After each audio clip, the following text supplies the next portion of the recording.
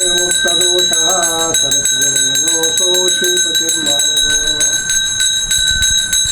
परमात्मने सततमेकरूपिणे दशरूपिणे शतसहस्ररूपिणे अविकारिणे सुतमनन्तरूपिणे सुगतिः समस्ततनवे नमो नमः दुर्वाविद्वान्तरवये वैष्णवेन्दीवरेन्दवे श्रीराघवेन्द्रगुरवे नमो अत्यन्तदयालवे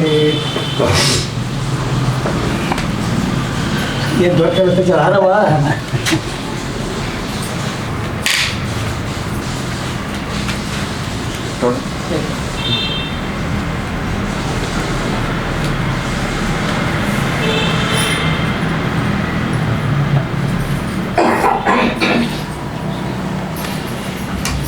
श्री गुरुभ्यो नमः हरिः ओम् परम गुरुभ्यो नमः हरिः ओम् श्रीमदानंद तीर्थ भगवत्पादाचार्य गुरुभ्यो नमः हरिः ओम्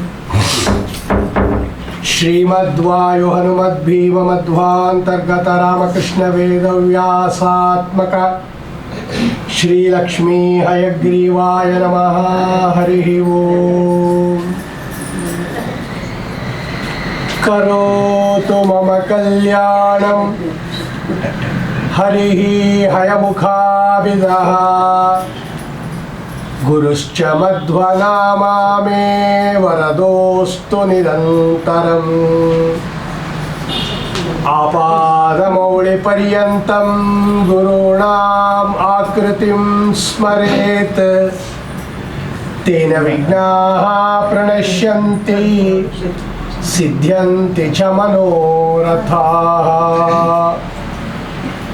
ॐ सृष्टिस्थित्यप्ययेह नियतिदृशितमो बन्धमोक्षश्च यस्मात् अस्य श्री ब्रह्मरुद्र प्रभृति सुरनरद्वीषशत्रुत्मकस्य विष्णोर्व्यस्ताः समस्ताः सकलगुणनिधिः सर्वदोषो व्यपेतः पूर्णानन्दो व्ययो यो गुरुरपि परमश्चिन्तयेतं महान्तम्। ॐ जन्माद्यस्य यतोऽन्वयादितरतश्चार्तेष्वविघ्नस्वराट् तेने ब्रह्महृदाय आदिकवये मुह्यन्ति यं सूरयः तेजो वारिमृदां यथा विनिमयो यत्र त्रिसर्गो मृषा धाम्ना स्वेन सदा निरस्तकुहकं सत्यं परं धीमहि स्वस्यस्तु अशेषसतां सन्मङ्गलानि भवन्तु सम्यक् श्लोकैकश्रवणपठनमात्रेण वक्तुश्च श्रोतॄणां निखिलकलिकृत कल्मष अपनोदनपटुतरे मोक्षार्थसाधनीभूते श्रीमद्भागवते पृष्ठपदी भागवते महापुराणे प्रथमस्कन्धे अद्य कथा प्रारम्भः। हरिः ओम्। ಭಾದ್ರಪದ ಮಾಸಕ್ಕೆ ಪ್ರೋಷ್ಠಪದ ಮಾಸ ಅಂತ ಇನ್ನೊಂದು ಹೆಸರು. ಹಾಗಾಗಿ ಈ ಪ್ರೋಷ್ಠಪದ ಮಾಸದಲ್ಲಿ ಕೇಳುವ ಭಾಗವತಕ್ಕೆ ಪ್ರೋಷ್ಠಪದಿ ಭಾಗವತ ಅಂತ ಕರೀತಾರೆ. ಇದೇ ನವಮಿಯಿಂದ ಪೂರ್ಣಿಮಾ ಪರ್ಯಂತ 7 ದಿವಸಗಳ ಕಾಲ ಶುಕಾಚಾರ್ಯರು ಪರೀಕ್ಷಿತ್ ರಾಜರಿಗೆ ಭಾಗವತವನ್ನು ಉಪದೇಶ ಮಾಡಿದ ಮಹಾಪರ್ವಕಾಲ ಇದು. ಹಾಗಾಗಿ ಇಡೀ ಪಕ್ಷವನ್ನು ಪ್ರೋಷ್ಠಪದಿ ಭಾಗವತ ಅಂತ ಹಿಂದಿನಿಂದ ಅನೂಚಾನವಾಗಿ ಶ್ರವಣ ಮಾಡತಕ್ಕಂತಹ ಒಂದು ಪರಂಪರೆ ಬಂದಿದೆ. 15 ದಿವಸ ಕೇಳಿದರೆ ಬಹಳ ಉತ್ತಮ, ಉಪವಾಸದಿಂದ ಕೇಳಿದರೆ ಇನ್ನೂ ಅತ್ಯುತ್ತಮ. ಆದರೆ ನಮ್ಮ ಲೌಕಿಕಕ್ಕೆ ಕಾರ್ಯಗಳಿಗೆ ಅನುಗುಣವಾಗಿ ಈ ಪ್ರೋಷ್ಠಪದ ಮಾಸದಲ್ಲಿ ಶ್ರೀಮದ್ ಭಾಗವತವನ್ನು ಯಥಾಶಕ್ತಿ ಶ್ರವಣ ಮಾಡ್ತಕ್ಕಂಥದ್ದು ಎಲ್ಲ ಮುಮುಕ್ಷುಗಳ ಒಂದು ಆದ್ಯ ಕರ್ತವ್ಯ ಅಂತ ಭಾವಿಸಿ ಇವತ್ತು ಮತ್ತು ನಾಳೆ 2 ದಿವಸಗಳ ಕಾಲ ಇವತ್ತು ಒಂದು 6 ಸ್ಕಂದ, ನಾಳೆ ಒಂದು 6 ಸ್ಕಂದಗಳ ಚಿಂತನೆಯನ್ನು ಯಥಾಶಕ್ತಿ ಗುರುಗಳ ಅನುಗ್ರಹದಿಂದ ಮಾಡೋದಕ್ಕೆ ಒಂದು ಪ್ರಾಮಾಣಿಕ ಪ್ರಯತ್ನವನ್ನು ನಾವು ಮಾಡೋಣ. ಭಾಗವತ ಅಂದರೆ ಸಾಮಾನ್ಯ ಅಂತ ತಿಳಿಬೇಡ್ರಿ, ಅದು ಸಕಲ ಶಾಸ್ತ್ರಗಳ ಸಾರ ಅಂತಾರೆ ಶ್ರೀಮದಾಚಾರ್ಯರು. ಮಹಾ ಆದ್ಯತೆಯನ್ನು ಕೊಟ್ಟಿದ್ದಾರೆ ಆಚಾರ್ಯರು ಭಾಗವತಕ್ಕೆ. ಕಲಿಯುಗದಲ್ಲಿ ಭಾಗವತ ಗ್ರಂಥ ಒಂದಿದ್ದರೆ ಸಾಕು, ಉದ್ಧಾರ ಆಗ್ಬೋದು. ಬೇರೆ ಗ್ರಂಥಗಳನ್ನು ಓದೋಕ್ಕೆ ಶಕ್ತಿ ಇಲ್ಲ ನಮಗೆ, ಅದನ್ನು ಅರ್ಥ ಮಾಡಿಕೊಳ್ತಕ್ಕಂತಹ ಜ್ಞಾನಶಕ್ತಿ ಇಲ್ಲ ಅಂದರೆ ಸ್ವಯಂ ಕೃಷ್ಣ ಪರಮಾತ್ಮ ಹೇಳ್ತಾನೆ, ಯೋಚನೆ ಮಾಡಬೇಡ್ರಿ, ನಮಗೆ ಬುದ್ಧಿ ಕಡಿಮೆ, ಜ್ಞಾನ ಕಡಿಮೆ, ಆಯಸ್ಸು ಕಡಿಮೆ, ಪುಣ್ಯ ಕಡಿಮೆ, ತಾಪತ್ರಯಗಳು ಜಾಸ್ತಿ, ರೋಗಗಳು ಜಾಸ್ತಿ. ಇಂಥ ಸಂದರ್ಭದಲ್ಲೂ ಕೂಡ ನಾವು ಭಾಗವತವನ್ನು ಇಟ್ಕೊಂಡ್ಬಿಟ್ರೆ ಸಕಲ ಶಾಸ್ತ್ರಗಳನ್ನು ಅಧ್ಯಯನ ಮಾಡೋದಕ್ಕಾಗೋದಿಲ್ಲ. ಪ್ರಾಯೇಣ ಅಲ್ಪಾಯುಷೋ ಮರ್ತ್ಯಾ ಕಲಾವಸ್ಮಿನ್ ಯುಗೇ ಜನಾ ಮಂದಾ ಸುಮಂದಮತಯ ಮಂದಭಾಗ್ಯಾ ಉಪದ್ರುತಾ. ಒಂದ ಎರಡ ನಮಗೆ ಎಲ್ಲ ನೆಗೆಟಿವೇ ಇರೋದು, ನಮಗೆ ಪಾಸಿಟಿವ್ ಇಲ್ಲವೇ ಇಲ್ಲ. ಅಂಥ ಸಂದರ್ಭದಲ್ಲೂ ಕೂಡ ಸಕಲ ಶಾಸ್ತ್ರಗಳನ್ನು ಅಧ್ಯಯನ ಮಾಡತಕ್ಕಂತಹ ಅವಕಾಶ ಇಲ್ಲದೇ ಇದ್ದರೂ ಕೂಡ ಶ್ರೀಮದ್ ಭಾಗವತವನ್ನು ಇಟ್ಕೊಳ್ರಿ. ಯಾಕೆ ಅಂದರೆ ಅದರಲ್ಲಿ ಎಲ್ಲ ತುಂಬಿಸ್ಬಿಟ್ಟಿದ್ದೀನಿ ಅಂತ. ಅರ್ಥೋಯಂ ಬ್ರಹ್ಮಸೂತ್ರಾಣ ಭಾರತಾರ್ಥ ವಿನಿರ್ಣಯ ಗಾಯತ್ರಿ ಭಾಷ್ಯರೂಪೋಸೌ ವೇದಾರ್ಥ ಪರಿಬ್ರಹ್ಮಿತ ಪುರಾಣಾನಾಂ ಸಾರರೂಪ ಸಾಕ್ಷಾತ್ ಭಗವತೋದಿತ. ಇಷ್ಟಿದೆಯಂತೆ ನೋಡಿ ಅದರಲ್ಲಿ. ಶ್ರೀಮದಾಚಾರ್ಯರು ಈ ಭಾಗವತಕ್ಕೆ ಭಾಗವತ ತಾತ್ಪರ್ಯ ನಿರ್ಣಯ ಅಂತ ಒಂದು ಗ್ರಂಥ ಬರ್ಕೊಟ್ಟಿದ್ದಾರೆ. ಯಾಕೆ ಬರೆದ್ರಿ ಸ್ವಾಮಿ ಅಂತ ಕೇಳಿದ್ವಿ ನಾವು. ಆ ಕಾಲಕ್ಕೆ ಶಿಷ್ಯರು ಕೇಳಿದ್ರು, ಪುರಾಣಕ್ಕೂ ಕೂಡ ಒಂದು ವ್ಯಾಖ್ಯಾನ ಬೇಕಾ? ವೇದಗಳನ್ನು ಅರ್ಥ ಮಾಡ್ಕೊಳ್ಳೋದಕ್ಕೆ ಪುರಾಣ ಹೊರಟಿರೋದು, ಪುರಾಣಕ್ಕೂ ಕೂಡ ಒಂದು ಕಾಮೆಂಟ್ರಿ ವ್ಯಾಖ್ಯಾನ ಬೇಕು ಅಂದರೆ ಏನು ಬೇಡವಲ್ಲ ಅಂತ. ಕಾಮೆಂಟ್ರಿಗೆ ಕಾಮೆಂಟ್ರಿ ಯಾಕೆ ಅಂತ. ಅದಕ್ಕೆ ಆಚಾರ್ಯ ಹೇಳಿದ್ರು, ನೋಡಿ, ಭಾಗವತ ಅನ್ನೋದೇನಾದರೂ ಒಂದು ಸಾಮಾನ್ಯ ಕಥೆ ಆಗಿಬಿಟ್ಟಿದ್ದಿದ್ರೆ ಎಲ್ಲರಿಗೂ ಅರ್ಥ ಆಗ್ಬಿಡೋದು. ಹಂಗಲ್ಲ ಅದು ಶ್ರೀಮದ್ ಭಾಗವತ. ಅರ್ಥೋಯಂ ಬ್ರಹ್ಮಸೂತ್ರಾಣ 564 ಸೂತ್ರಗಳೇನು ಬರೆದಿದ್ದಾರೆ ವೇದವ್ಯಾಸ ದೇವರು, ಅದರ ಸಾರಭೂತವಾದದ್ದು. ಭಾರತಾರ್ಥ ವಿನಿರ್ಣಯ, ಮಹಾಭಾರತದ ಅರ್ಥ ಏನಿದೆ, ಹರಿಸರ್ವೋತ್ತಮತ್ವ, ಅದನ್ನು ಚೆನ್ನಾಗಿ ಸ್ಪಷ್ಟವಾಗಿ ತಿಳಿಸ್ತಕ್ಕಂಥದ್ದು. ಗಾಯತ್ರಿ ಭಾಷ್ಯ ರೂಪೋಸೌ, ಪ್ರತಿದಿನ ನಾವು ಜಪ ಮಾಡ್ತಕ್ಕಂತಹ ಗಾಯತ್ರಿ ಮಂತ್ರ ಏನಿದೆ ಅದರ ವ್ಯಾಖ್ಯಾನ ರೂಪವಾಗಿರ್ತಕ್ಕಂಥದ್ದು. ವೇದಾರ್ಥ ಪರಿಬ್ರಹ್ಮಿತ, ಸಕಲ ವೇದಗಳ ಸಾರವನ್ನು ಒಳಗೊಂಡಿರ್ತಕ್ಕಂಥದ್ದು. ಪುರಾಣಾನಾಂ ಸಾರರೂಪ, 17 ಪುರಾಣಗಳಲ್ಲಿ ಇರ್ತಕ್ಕಂಥ ಸಕಲ ಸಾರಗಳನ್ನು ಆರಿಸಿ ಭಾಗವತದಲ್ಲಿ ಭಗವಂತ ತುಂಬಿಟ್ಟಿದ್ದಾನೆ. ಇಂತಹ ಶ್ರೇಷ್ಠವಾಗಿರತಕ್ಕಂತಹ ಕೃತಿ ಶ್ರೀಮದ್ ಭಾಗವತ. ಅದಕ್ಕೆ ಪ್ರತಿದಿನ ಒಂದಾದರೂ ಶ್ಲೋಕವನ್ನು ಶ್ರೀಮದ್ ಭಾಗವತವನ್ನು ಪಠನ ಮಾಡಿ ಭೋಜನ ಮಾಡತಕ್ಕಂತಹ ಸತ್ಸಂಪ್ರದಾಯ ಹಿಂದಿನಿಂದ ಬಂದಿರತಕ್ಕಂಥದ್ದು. ಅಂತಹ ಶ್ರೀಮದ್ ಭಾಗವತವನ್ನು ವೇದವ್ಯಾಸದೇವರು ರಚನೆ ಮಾಡತಕ್ಕಂಥವರಾಗಿ ಸಜ್ಜನರಿಗೋಸ್ಕರನೇ ರಚನೆ ಮಾಡಿರ್ತಕ್ಕಂಥದ್ದು. ನಿಶ್ರೇಯಸಾಯ ಲೋಕಸ್ಯ, ಸಜ್ಜನ ಜಗತ್ತು ಇದನ್ನು ಅಧ್ಯಯನ ಮಾಡಿ ಪಾಪಗಳನ್ನು ಕಳ್ಕೊಂಡು ಜ್ಞಾನ ಸಂಪಾದನೆ ಮಾಡಿ ಅಪರೋಕ್ಷ ಜ್ಞಾನವನ್ನು ಪಡೆದು ಭಗವದ್ ಅನುಗ್ರಹದಿಂದ ಮೋಕ್ಷವನ್ನು ಹೊಂದಲಿ ಎನ್ನತಕ್ಕಂತಹ ಆಶಯದಿಂದ ವೇದವ್ಯಾಸರೂಪಿ ಪರಮಾತ್ಮ ಸುಂದರಾತಿ ಸುಂದರವಾದ ಈ ಭಾಗವತವನ್ನು ರಚನೆ ಮಾಡಿಕೊಟ್ಟಿದ್ದಾನೆ. ಏನಿದೆ ಈ ಭಾಗವತದಲ್ಲಿ ಅಂತ ಏನಾದರೂ ಪ್ರಶ್ನೆ ಬಂದರೆ, ಭಾಗವತ ಅಂತಕ್ಕಂತಹ 4 ಅಕ್ಷರ ಅದೇ ನಮಗೆ ಉತ್ತರ ಕೊಡುತ್ತಂಥದ್ದು. ಏನಿದೆ ಭಾಗವತದಲ್ಲಿ ಅಂದರೆ ಭಾಗವತ ಇದೆ, ಭಾಗವತದಲ್ಲಿ ಭಾಗವತ ಇದೆ ಅಂದರು.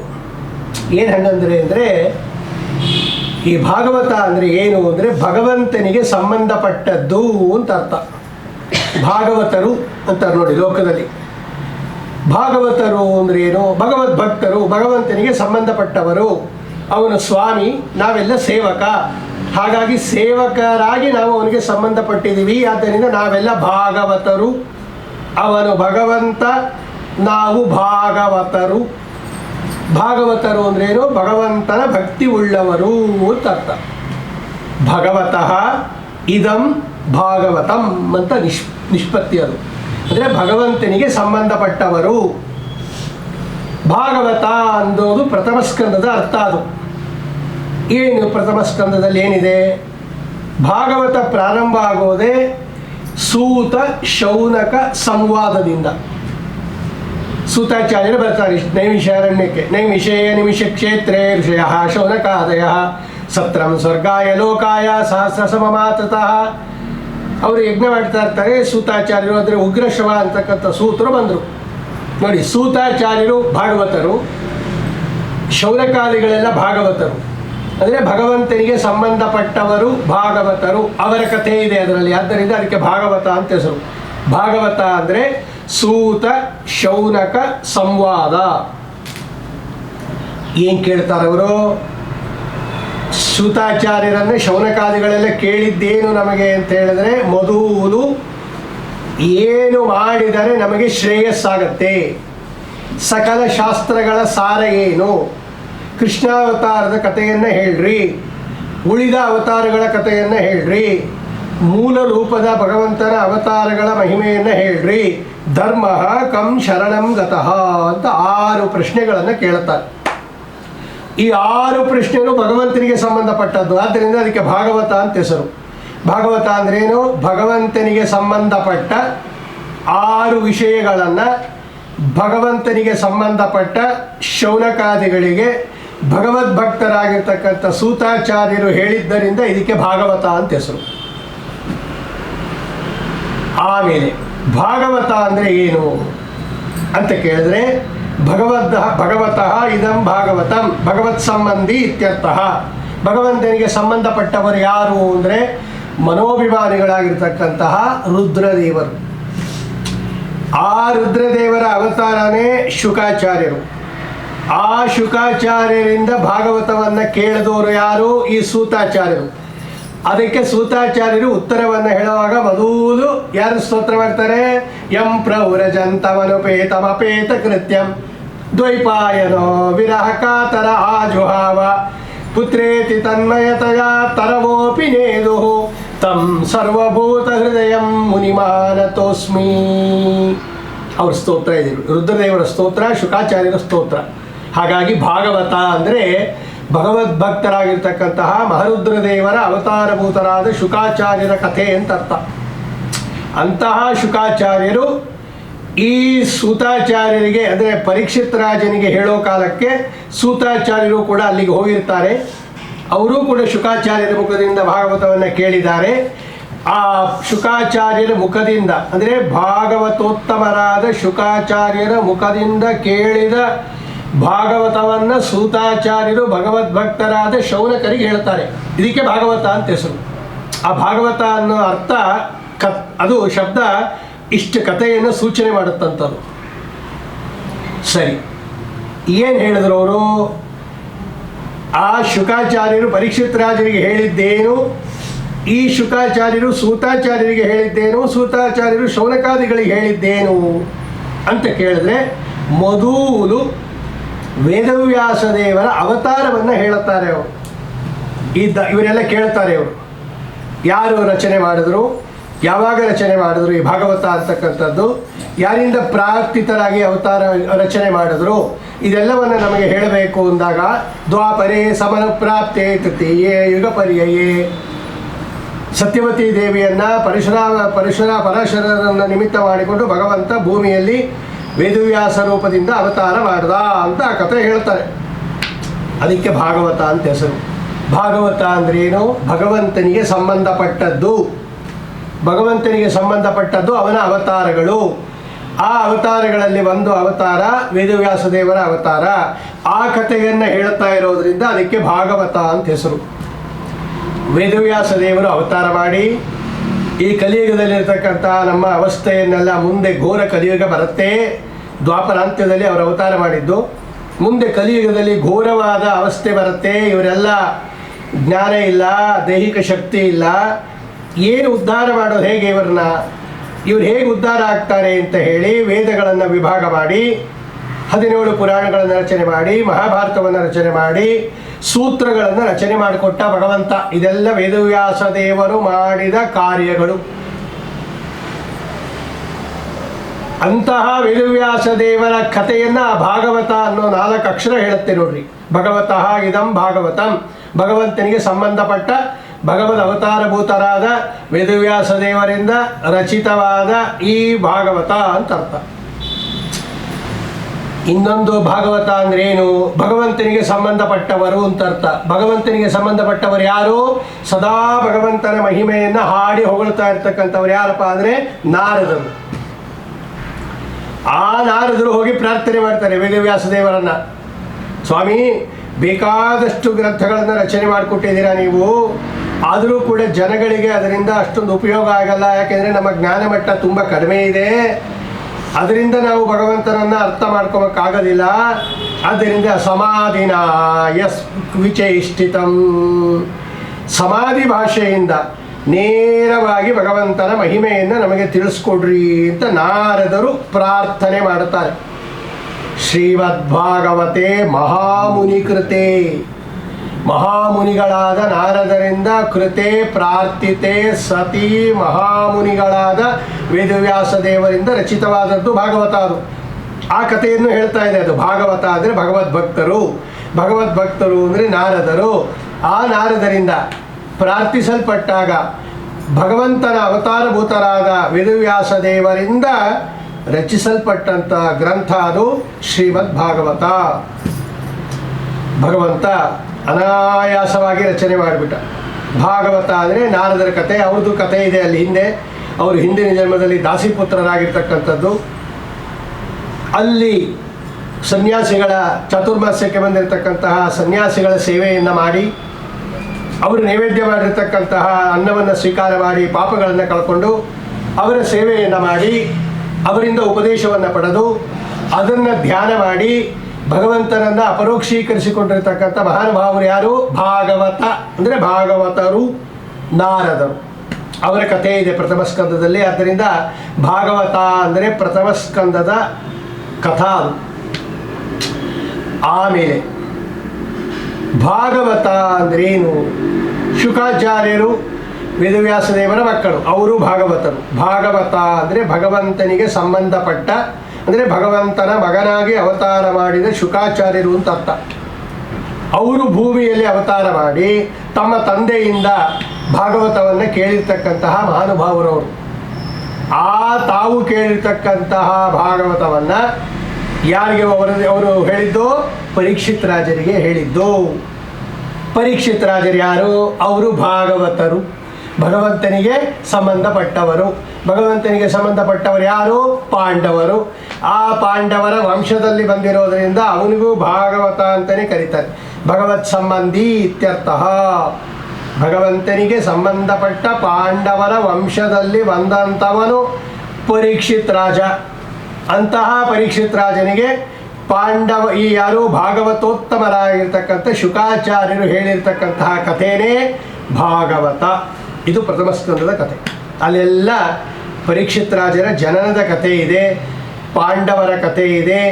ಕುರುಕ್ಷೇತ್ರದಲ್ಲಿ ಪಾಂಡವರು ಗೆದ್ದಿದ್ದು, ದುರ್ಯೋಧನ ಸಂಹಾರ ಆಗಿದ್ದು, ಅಶ್ವತ್ಥಾಮಾಚಾರ್ಯರನ್ನು ನಿಗ್ರಹ ಮಾಡಿದ್ದು, ಆಮೇಲೆ ಪಾಂಡವರು ಉತ್ಕೃಷ್ಟವಾಗಿರ್ತಕ್ಕಂಥ ಅಶ್ವಮೇಧ ಯಾಗವನ್ನು ಮಾಡಿರ್ತಕ್ಕಂಥದ್ದು, ಕೃಷ್ಣ ಪರಮಾತ್ಮ ತನ್ನ ಜೊತೆಯಲ್ಲಿ ಅರ್ಜುನನನ್ನು ಕರ್ಕೊಂಡು ಹೋಗಿರ್ತಕ್ಕಂಥದ್ದು, ಪರೀಕ್ಷಿತ್ ರಾಜರ ಉತ್ಪತ್ತಿ, ಬ್ರಹ್ಮಾಸ್ತ್ರದಿಂದ ಭಗವಂತ ತಾಯಿಯ ಗರ್ಭದಲ್ಲಿದ್ದಂತಹ ಪರೀಕ್ಷಿತ್ ರಾಜರನ್ನು ರಕ್ಷಣೆ ಮಾಡಿದ್ದು, ಪರೀಕ್ಷಿತ್ ರಾಜರ ಜನನ, ಜಾತಕರ್ಮ, ನಾಮಕರಣ, ವಿಷ್ಣುರಾತ ಅಂತ ಅವನಿಗೆ ನಾಮಕರಣ ಮಾಡಿದ್ದು, ಆಮೇಲೆ ಅವನ ಜಾತಕವನ್ನು ಬರೆಸಿದ್ದು, ಅವನ ಜಾತಕದಲ್ಲಿ ಇವನು ತಕ್ಷಕ ಅನ್ನತಕ್ಕಂಥ ಬ್ರಾಹ್ಮಣನಿಂದ ಶಾಪಗೊಂಡು ಇವನು ಕಚ್ಚಲ್ಪಟ್ಟು, ಅಂದರೆ ಬ್ರಾಹ್ಮಣನ ಶಾಪದಿಂದ ಚೋದಿತನಾದ ತಕ್ಷಕನಿಂದ ಕಚ್ಚಲ್ಪಟ್ಟು ಮರಣ ಹೊಂದುತ್ತಾನೆ ಅಂತ ಜಾತಕದಲ್ಲಿ ಬರೆದಿದ್ದು, ಅಂತಹ ಪರೀಕ್ಷಿತ್ ರಾಜರನ್ನು ಸಿಂಹಾಸನದಲ್ಲಿ ಕೂಡಿಸಿ ಪಾಂಡವರೆಲ್ಲ ಸ್ವರ್ಗಾರೋಹಣ ಮಾಡಿರ್ತಕ್ಕಂಥದ್ದು.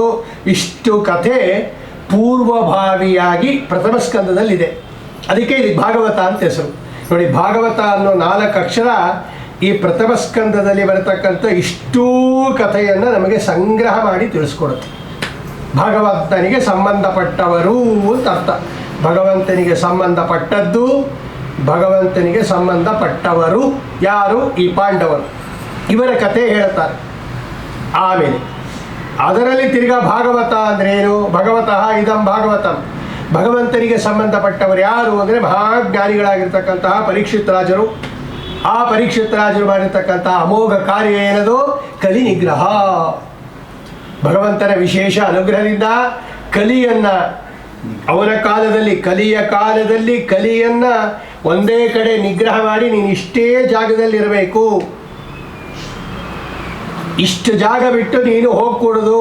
ಎಲ್ಲಿ ಪ್ರಾಣಿ ಹಿಂಸೆ ಆಗತ್ತೆ ಅಲ್ಲಿ, ಎಲ್ಲಿ ಮದ್ಯಪಾನ ಆಗತ್ತೆ, ಎಲ್ಲಿ ಜೂತಂ ಪಾನಂ ಸ್ತ್ರೀಯ ಹಿಸೂನ ಬಂಗಾರ ಜಾತರೂಪ ಮದಾತ್ ಪ್ರಭು, ಇಷ್ಟು ಕಡೆ ಇರಬೇಕು ನೀನು ಅಂಥೇಳಿ ಆ ಕಲಿಯನ್ನೇ ನಿಗ್ರಹ ಮಾಡಿ ಅವನಿಗೆ ಸ್ಥಾನಗಳನ್ನು ಕೊಟ್ಟು ಇನ್ನೆಲ್ಲೂ ನೀನು ಬರ್ಕೊಡುದು ಅಂತ ನಿಗ್ರಹ ಮಾಡಿರ್ತಕ್ಕಂಥವ್ರು ಯಾರು? ಮಹಾಭಾಗವತೋತ್ತಮರಾದ ಪರೀಕ್ಷಿತ್ ರಾಜರು. ಅವರ ಕಥೆ ಇದೆ, ಆದ್ದರಿಂದ ಅದಕ್ಕೆ ಭಾಗವತ ಅಂತ ಹೆಸರು. ಅಥವಾ ಭಾಗವತ ಅಂತ ಹೇಳಿದ್ರೆ ಇದೇ ಪರೀಕ್ಷಿತ್ ರಾಜರು ಒಮ್ಮೆ ಬೇಟೆಗೆ ಹೋದಾಗ ಅಲ್ಲಿ ಇನ್ನೊಬ್ಬರು ಭಾಗವತರಿದ್ದಾರೆ. ಯಾರವರು? ಶಮೀಕ ಋಷಿಗಳು. ಅವರು ಭಾಗವತರೇ, ಅದಕ್ಕೆ ಭಾಗವತ ಅಂತ ಕರೀತಾರೆ. ಅವ್ರ ಕಥೆ ಇದೆ ಅದು. ಅಂತಹ ಶಮೀಕ ಋಷಿಗಳು ಅಸಂಪ್ರಜ್ಞಾತ ಸಮಾಧಿ ಸ್ಥಿತಿಯಲ್ಲಿರುವಾಗ ಇವ ಏನು ಮಾಡ್ದ? ಬೇಟೆಗೆ ಹೋಗಿರ್ತಕ್ಕಂತಹ ಪರೀಕ್ಷಿತ್ ರಾಜ ಆಯಾಸಗೊಂಡು ಪರಿಶ್ರಾಂತನಾಗಿ ಅವನಿಗೆ ಗಂಟ್ಲೆಲ್ಲ ಒಣಗಿ ಬಂದು ಜಲಾಚಯ ಮಚಕ್ಷಾಣ, ಎಲ್ಲೋ ನೀರು ಕಾಣಿಸ್ತೇನೆ ಆಶ್ರಮದೊಳಗೆ ಬಂದು ಯಾರು ಮಾತಾಡಿಸದೇ ಇದ್ದಾಗ ಕೋಪ ಬಂದು ಸತ್ತ ಸಾವಿನ ಶರೀರವನ್ನು ತೆಗೆದು, ಅಂದರೆ ಸತ್ತ ಸರ್ಪವನ್ನು ತೆಗೆದು ಅವರ ಕಂಠದಲ್ಲಿ ಹಾಕಿಬಿಟ್ಟ.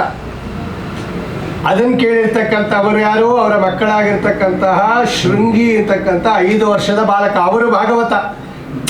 ಅವರೊಂದು ವೇಳೆ ಭಾಗವತರಾಗದೇ ಇದ್ದಿದ್ರೆ ಅವರಿಗೆ ತಪಸ್ಸು ಶಾಪ ಕೊಡೋ ಶಕ್ತಿನೇ ಬರ್ತಾ ಇರಲಿಲ್ಲ. ಅದರಿಂದಲೇ ಗೊತ್ತಾಗುತ್ತೆ ಅವರು ಭಾಗವತರು, ಭಗವಂತನಿಗೆ ಸಂಬಂಧಪಟ್ಟವರಾದ್ದರಿಂದ ಅವರಿಗೆ ಭಾಗವತ ಅಂತ ಕರೀತಾರೆ.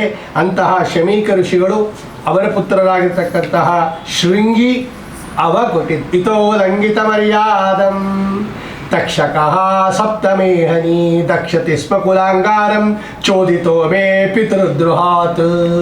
ನಮ್ಮ ತಂದೆಗೆ ಮಾಡಿರ್ತಕ್ಕಂತಹ ನಿರಪರಾಧಿಗಳಾಗಿರ್ತಕ್ಕಂತಹ ಅವ್ರ ಪಾಡಿಗೆ ಅವರು ತಪಸ್ ಮಾಡ್ತಾ ಅದು ಅಸಂಪ್ರಜ್ಞಾತ ಸಮಾಧಿಯಲ್ಲಿ ಇರ್ತಕ್ಕಂತಹ ನಮ್ಮ ತಂದೆಗಳಿಗೆ ದುರಹಂಕಾರದಿಂದ, ರಾಜ ಅನ್ನತಕ್ಕಂತಹ ಗರ್ವದಿಂದ ಸತ್ತ ಹಾವನ್ನು ಹಾಕಿದಾರಲ್ಲ. ಬ್ರಾಹ್ಮಣರನ್ನು ಅವಮಾನ ಮಾಡೋದು ಒಂದೇ, ಪರಮಾತ್ಮನನ್ನು ಅವಮಾನ ಮಾಡೋದು ಒಂದೇ. ಇತೋ ಲಂಘಿತ ಮರ್ಯಾದಂ. ರಾಜ ಆದವನು ಮರ್ಯಾದೆ ತೋರಿಸ್ಬೇಕು, ಅವನು ದೊಡ್ಡವರನ್ನು ಅವನು ಗೌರವಿಸಬೇಕು. ಯಥಾ ರಾಜ ತಥಾ ಪ್ರಜಾ. ಅಂತಹ ರಾಜನೇ ಮರ್ಯಾದೆಯನ್ನು ಮೀರಿ ಅಸಂಪ್ರಜ್ಞಾತ ಸಮಾಧಿ ಸ್ಥಿತಿಯಲ್ಲಿ ಇರ್ತಕ್ಕಂತಹ ನಮ್ಮ ತಂದೆಯ ಕುತ್ತಿಗೆಗೆ ಸತ್ತ ಹಾವು ಹಾಕಿದಾನಲ್ಲ, ಇದು ಇನ್ನೊಬ್ಬರು ಯಾರು ಮಾಡಿಕೊಡೋದು ಇನ್ಮೇಲೆ. ಹೀಗೆ ಇದ್ದರೆ ಎಲ್ಲರೂ ಮಾಡೋಕ್ಕೆ ಶುರು ಮಾಡ್ತಾರೆ ಅಂತೇಳಿ ಇವತ್ತಿನಿಂದ 7ನೇ ದಿವಸದಲ್ಲಿ ತಕ್ಷಕ ಅನ್ನತಕ್ಕಂಥ ಸರ್ಪದಿಂದ ಕಚ್ಚಿ ಮರಣ ಹೊಂದಲಿ. ಇಷ್ಟು ಶಾಪ ಕೊಡಬೇಕಾದ್ರೆ ಅವರೆಂಥ ಭಾಗವತರಾಗಿರಬೇಕು ಲೆಕ್ಕ ಹಾಕ್ಕೊಳ್ರಿ. ಒಬ್ಬ ದೊಡ್ಡ ಪರೀಕ್ಷಿತ್ ರಾಜನಂತಹ ಭಾಗವತೋತ್ತಮರಿಗೆ ಶಾಪವನ್ನು ಕೊಡಬೇಕಾದ್ರೆ ಅವರಿನ್ನೆಂತಹ ಭಾಗವತರಾಗಿರಬೇಕು. ಅಂತಹ ಭಾಗವತರಾದ ಶೃಂಗಿ ಅಂತಕ್ಕಂತಹ ಮಹಾನುಭಾವರ ಕಥೆಯನ್ನು ಹೇಳಿರ್ತಕ್ಕಂಥದ್ದೇ ಭಾಗವತ. ಪ್ರಥಮಸ್ಕಂದ. ಈಗಾಗಲೇ ನಾವು ನೋಡಿದ್ವಿ, ಅವನಿಗೆ ಶಾಪ ಬಂತು ಪರೀಕ್ಷಿತ್ ರಾಜರಿಗೆ, ನೀನಿನ್ನ 7 ದಿವಸದಲ್ಲಿ ಮರಣ ಹೊಂದುತ್ತೀಯ ಅಂತ. ಸೀದಾ ಅವನು ಎಲ್ಲಿಗೆ ಬಂದಿದ್ದದ್ದು? ಗಂಗಾ ಪ್ರವಾಹಕ್ಕೆ ಬರ್ತಾ ಇದ್ದಾನೆ. ಭಗವಂತನ ಪಾದಗಳ ಮೇಲೆ ಬಿದ್ದಿರತಕ್ಕಂಥ ತುಳಸಿಯನ್ನು ತಗೊಂಡು ಬರತಕ್ಕಂತಹ ಪವಿತ್ರವಾಗಿರ್ತಕ್ಕಂತಹ ನದಿ ಅದು. ವಿಷ್ಣುವೇ ಒಂದು ರೂಪದಿಂದ ಹರಿತಾ ಇದೆ ಅಂತ ವೇದಗಳು ಹೇಳ್ತಾ ಇದೆ. ಅಂತಹ ಪವಿತ್ರವಾದ ಗಂಗಾ ಪ್ರವಾಹಕ್ಕೆ ಬರ್ತಾ ಇದ್ದಾನೆ. ಅಲ್ಲಿ ಬಂದಿದ್ಯಾರವರು? ತತ್ರ ಭವದ್ ಭಗವಾನ್ ವ್ಯಾಸಪುತ್ರ ಯದೃಚ್ಛಯ ಗಾಮಟಮಾನೋ ಅನಪೇಕ್ಷ ಅಲಕ್ಷ್ಯಲಿಂಗೋ ನಿಜಲಾಭತೃಪ್ತ ಅವಧೂತ ವೇಷೈ. ಅಲ್ಲಿಗೆ ಬರ್ತಾ ಇರ್ತಕ್ಕಂಥವರು ಶುಕಾಚಾರ್ಯರು. ಅವರೆಂಥವರವರು? ಭಗವಂತನ ಏಕಾಂತ ಭಕ್ತರು. ಅವರು ಭಾಗವತರು. ಬರೀ ಭಾಗವತರಲ್ಲ, ಭಾಗವತೋತ್ತಮರಾಗಿರ್ತಕ್ಕಂತಹ ಶುಕಾಚಾರ್ಯರು. ಆ ಸಂದರ್ಭದಲ್ಲಿ ಪ್ರಯೋಪವೇಶ ಕೈಗೊಂಡಿರ್ತಕ್ಕಂತಹ ಪರೀಕ್ಷಿತ್ ರಾಜರ ಬಳಿಯಲ್ಲಿ ಬರ್ತಾ ಇದ್ದಾರೆ. ತತ್ರ ಭವದ್ ಭಗವಾನ್ ವ್ಯಾಸಪುತ್ರ. ಭಗವಾನ್ ವ್ಯಾಸಪುತ್ರ, ಅದಕ್ಕೆ ಅಲ್ಲಿ ಭಗವಾನ್ ಅಂತ ಶಬ್ದ ಇರೋದು. ಭಗವಾನ್ ಅಂದ್ರೆ ಏನು? ಪೂಜ್ಯರು. ಯಾತಕ್ಕೆ ಅವರು ಪೂಜ್ಯರು? ಭಗವಂತನ ಭಕ್ತರು, ಸಾಕ್ಷಾತ್ ವೇದವ್ಯಾಸ ದೇವರ ಪುತ್ರರು, ಭಗವದ್ಭಕ್ತರು ಆಗಿರ್ತಕ್ಕಂತಹ ಶುಕಾಚಾರ್ಯರು ಆ ಸಂದರ್ಭದಲ್ಲಿ ಅಲ್ಲಿ ಬರ್ತಾ ಇದ್ದಾರೆ. ಅವರಿಗೆ ಈ ಪರೀಕ್ಷಿತ್ ರಾಜ ಇವನೊಬ್ಬ ಮಹಾಭಾಗವತ, ಅವರೂ ಭಾಗವತದಲ್ಲೇ ಇದೆ ಈ ವಿಷಯ. ಅಂತಹ ಮಹಾಭಾಗವತೋತ್ತಮರಾದ ಶುಕಾಚಾರ್ಯರು ಮಹಾಭಾಗವತೋತ್ತಮರಾಗಿರ್ತಕ್ಕಂತಹ ಪರೀಕ್ಷಿತ್ ರಾಜರಿಗೆ ಹೇಳಿರ್ತಕ್ಕಂಥದ್ದೇ ಶ್ರೀಮದ್ ಭಾಗವತ ಅಂತ ಹೇಳಿ ಈ 4 ಭಾಗವತ ಅನ್ನತಕ್ಕಂತಹ ಅಕ್ಷರ ಇಡೀ ಪ್ರಥಮ ಸ್ಕಂದದ ಅರ್ಥವನ್ನು ತಿಳಿಸ್ಕೊಡ್ತಾ ಇದೆ. ಆದ್ದರಿಂದ ಭಾಗವತ ಅಂದರೆ ಮೊದಲನೇ ಸ್ಕಂದದ ತಾತ್ಪರ್ಯ ಅಂತ ಅರ್ಥ. ಇಷ್ಟು ಆ 4 ಅಕ್ಷರನೇ ನಮಗೆ ತಿಳಿಸುತ್ತೆ.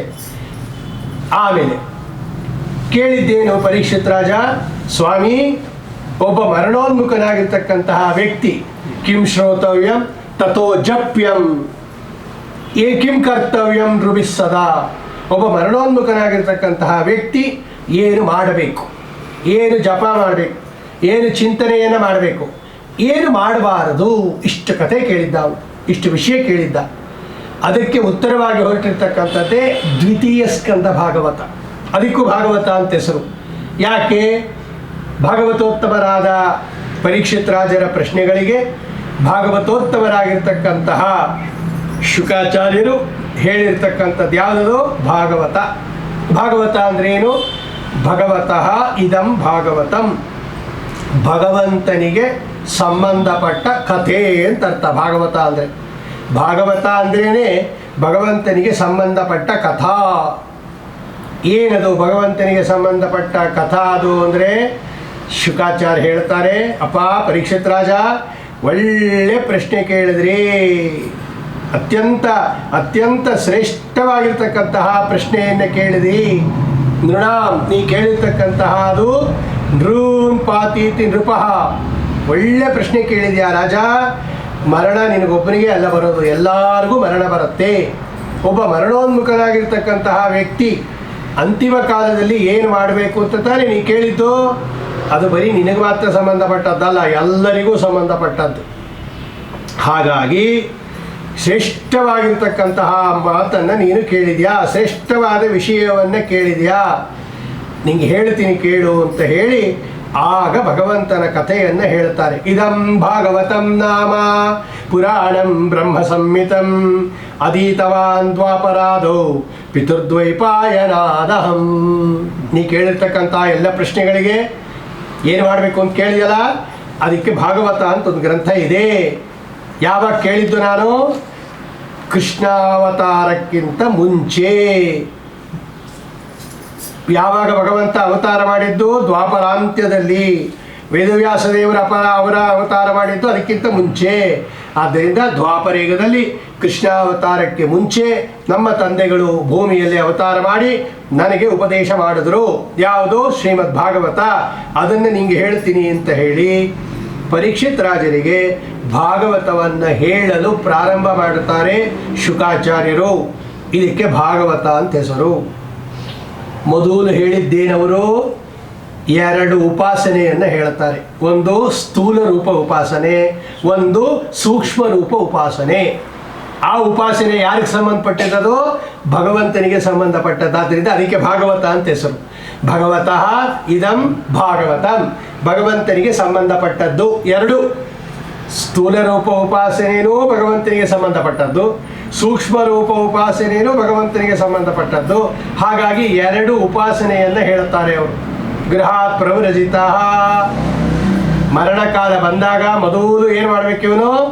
ಗತಸಾಧ್ವಸಃ, ಮೊದಲು ಭಯವನ್ನು ಬಿಟ್ಟು ಮನೆಯಿಂದ ಹೊರಟು ಪುಣ್ಯತೀರ್ಥಗಳಲ್ಲಿ ಸ್ನಾನ ಮಾಡಿ ಪುಣ್ಯ ಕಥಾವನ್ನು ಕೇಳ್ತಾ ಒಳ್ಳೆ ಏಕಾಂತದಲ್ಲಿ ಕೂತ್ಕೊಂಡು ಓಂ ಬ್ರಹ್ಮ ಬೀಜಂ ಅನುಸ್ಮರನ್, ಓಂಕಾರವನ್ನು ಉಚ್ಚಾರಣೆ ಮಾಡಬೇಕು.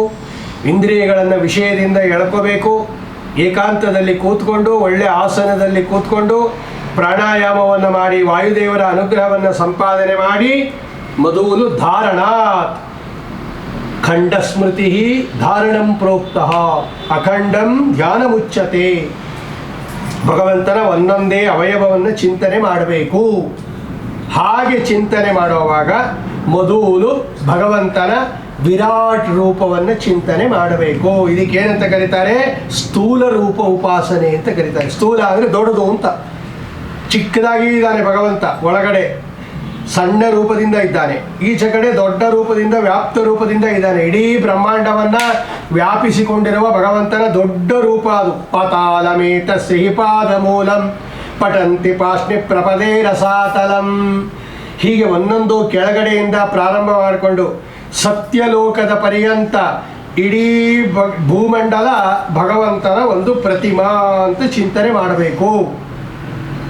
ಆಯಾ ಖಂಡಗಳು ಅಥವಾ ಆಯಾ ಲೋಕಗಳು ಭಗವಂತನ ಆಯಾ ಅವಯವಗಳಿಂದ ಉತ್ಪತ್ತಿಯಾಗಿದೆ ಅಂತ ತಿಳ್ಕೊಂಡು ಆ ತಜ್ಜಾತಾನಿ ತದಾಶ್ರಿತಾನಿ, ಅವನಿಂದ ಉತ್ಪತ್ತಿಯಾಗಿದೆ, ಅವನನ್ನು ಆಶ್ರಯಿಸ್ಕೊಂಡಿದೆ ಅಂತ ತಿಳ್ಕೊಳ್ಳೋದಕ್ಕೆ ಸ್ಥೂಲ ರೂಪ ಉಪಾಸನೆ ಅಂತ ಕರೀತಾರೆ.